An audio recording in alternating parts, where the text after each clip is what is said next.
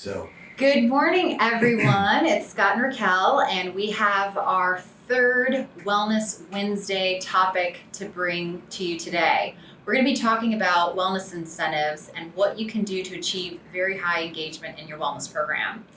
Oftentimes, you hear the term carrots versus the stick, and just to give you a background on that, carrot is essentially giving someone a reward or incentive for completing an activity. So we think about it more of a positive thing, an enticement, or something that will drive that action, as opposed to a stick, which is more perceived as punitive, something that is taken away, or a penalty for not completing the activity. So that's really just to give some background of carrot versus stick. Think of it as being compliant or being non-compliant.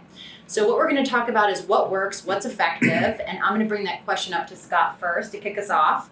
So question for you, Scott, what is the best approach with a wellness incentive? okay. Well, as we've talked in the past two sessions that we've had, most organizations are interested in wanting to improve the health of their employees and their family members, and they also want to improve the cost trend. And we've also talked about the need to have as high a participation as possible, and the gold standard being 90% or better, but you want to get it as high as you possibly can. So when we talk about incentives, incentives are an absolute necessity. We have no high engagement organizations who do not have an incentive.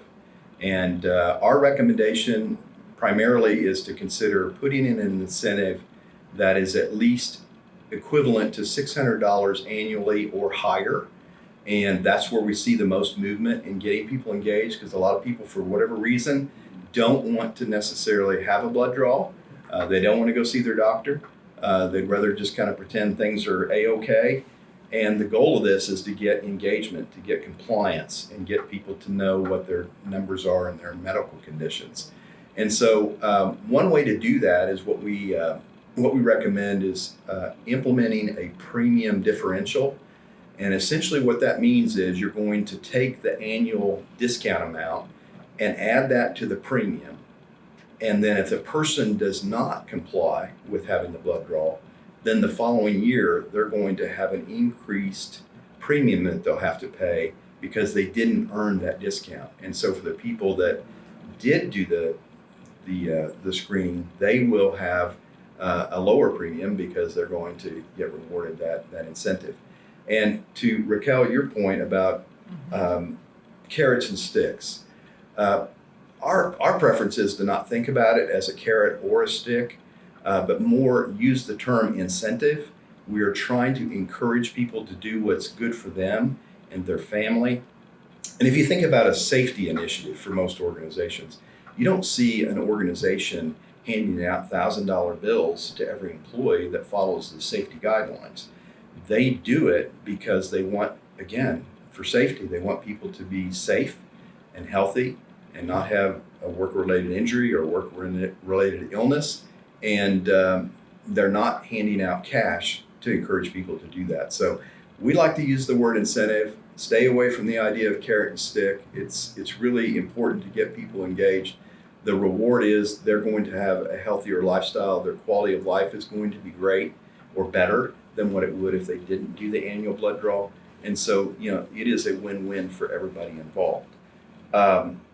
So with that, let me ask you a question. What are the other things that employers should watch out for when implementing an incentive from a compliance standpoint and other points of view? Mm-hmm.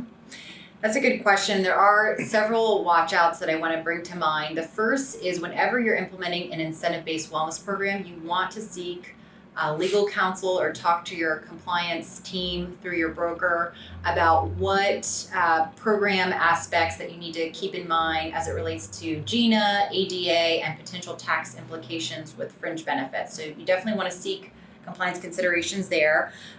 When we think about incentives, we recommend to separate the employee and the spousal incentives. So don't stack them, meaning that if my spouse doesn't participate, I'm penalized. We recommend separating them. So it's truly, I get the incentive and my spouse gets the incentive, because that is something in terms of that can be perceived as discriminatory. So we always recommend separating them out.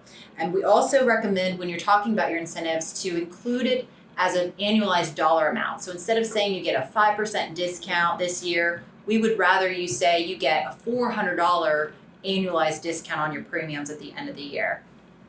And lastly, just consider all of your incentives when you think about your wellness program, your tangible, your intangible, your workplace perks in terms of all of that being considered part of your wellness program and your incentives to drive engagement and a healthy culture at your workplace. So just to recap the notes for today, one is to move the needle. We recommend $600 as the incentive for both employee and spouse. We also recommend to annualize the dollar amount of the incentive so that employees understand what the true value is that they're getting for participating. And lastly, make sure the wellness program is easy to administer, that it's cost effective, and that it encourages employees to take action. We hope that you join us next week. We're going to be talking about metrics to track for your wellness program to really understand the true ROI. We're going to look at claims data and your wellness program data and how those two merge together to give you a 360-degree view.